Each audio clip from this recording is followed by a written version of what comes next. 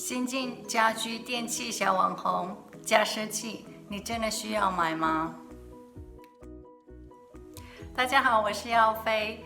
最近又到换季的时候了，加湿器是不是又在你们的采购清单列上呢？我之前买了5种大小不同功能的加湿器，多半都不是我买的，现在都捐到孤委去了。我们今天就来讨论是不是需要购买加湿器呢？在购买加湿器之前，我们必须要知道我们为什么买加湿器呢？首先，让人体感受舒服的湿度是40%到50%，冬天的话40% 以下左右是比较舒服的。如果湿气太大，会造成窗户起雾；如果湿度太高，会造成人的不舒服。而且室内也容易长霉菌，因此，比加湿器更重要的是要知道室内的湿度是多少，这要购买相对湿度仪表了。我们可以通过它来判断当前的室内湿度是否需要加湿器来调节。这个它显示是58%。因此，比加湿器更重要的是要知道室内的湿度是多少，这就要购买相对湿度仪表了。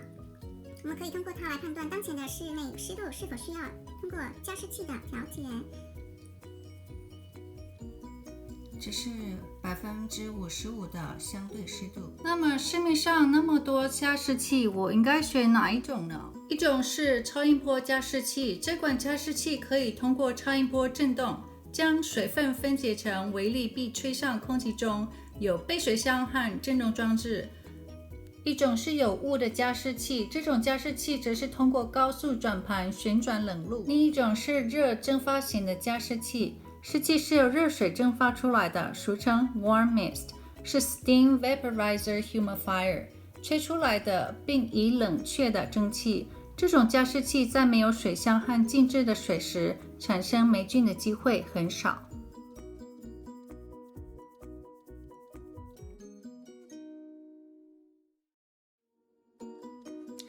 看似简单好用的加湿器，如果使用错误，它的坏处可能会更大。春蟎喜欢高湿度，这是因为它们必须保持身体足够的水分来繁衍下一代。它们身体的水分有70%，跟人体很类似。如果加湿器反而增加尘蟎的恶化，对于家里有过敏的人，会增加病情的恶化。那么我们要如何正确来使用加湿器呢？第一，要保持加湿器内的清洁，每天换水。污秽的水质特别对气喘过敏的人伤害特别大。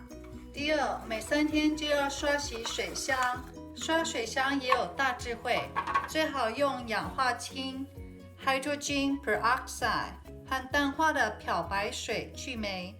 如果家里有养宠物的，宠物喝的水也要每天都换，水盆也要清洗，否则宠物容易生病，你也会生病哦。第三，美国儿科学会并不建议有小孩的家里放加热蒸汽型的加湿器，因为小孩容易被热气伤到。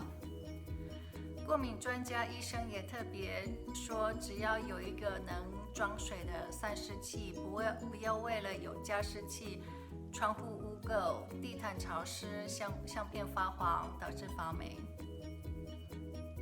我经常被问到，能不能在加湿器里面加复合性或是花露水蒸发性的液体来增加加湿器一气两用呢？不行的，不建议加入任何挥发剂，如薄荷、menthol、camphor、樟脑油、Vicks， 还有强烈推荐的 Vapor Stem 或者是苯丁剂 benzoate tincture， 这些会提高蒸汽量，但是它也会减短加湿器的寿命。此外，加湿器的水必须是去离子矿物质的水，这样才不会留下白色粉末，并且可以保护加湿器的寿命。看到这里，你是不是觉得购买一台加湿器跟维护是一样的麻烦呢？在这里，我跟你分享一下，在没有加湿器的情形下，怎么样来维持良好的湿度。可以在浴缸，我我们可以在浴缸留一桶水，不要马上把它流掉，让它慢慢冷却。我们可以在室内种植一些植物，放置一些盆栽，可以将刚洗好的湿衣服晾在房间里。希望这期的视频能帮助你，我们下次再见。你可以在 YouTube TEARABOOK Tear a Book 找到我哦。